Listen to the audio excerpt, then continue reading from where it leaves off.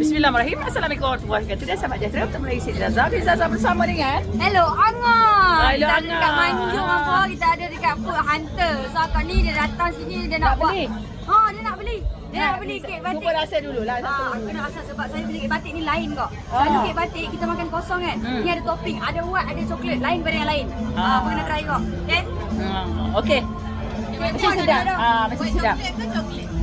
Sebab sebelum ni kita ada pernah tengok Angga. Ya. Sebelum ni dengan boyfriend dia. Sebelum ni. Tak ada? Bukan boyfriend. Bukan maksudnya kekasih. Boyfriend tu kawan Oh, lelaki. lelaki. Okey. Itu betul.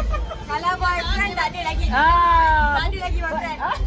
Single lagi. Single lagi. Mak beli. Mak bagi. Tak ada lagi. Tapi dia ni nampak ayu dan manis kalau bertudung. Alhamdulillah. Dia kalau pakai tudung lagi cantik. Alhamdulillah, insyaAllah. Okeylah. Zaza nak pergi makan.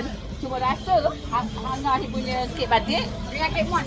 Kek mos. Okey, kita cuba rasa ataupun lepas ni pergi mana? Lepas ni kita masuk dekat Ampang pula. Oh, Dekat Ampang kat KL. 12 sampai tak sure lagi, nanti kita bagi tahu. Bagi tahu lagi lah. kat Boleh Ampang. follow lah. Boleh. Okeylah. Kita jumpa di video selanjutnya sebab Zaza dah pergi membeli di sini bersama husband. Kita jumpa di video selanjutnya. Jangan lupa subscribe, like, share, komen YouTube kami. Kita tak selalu.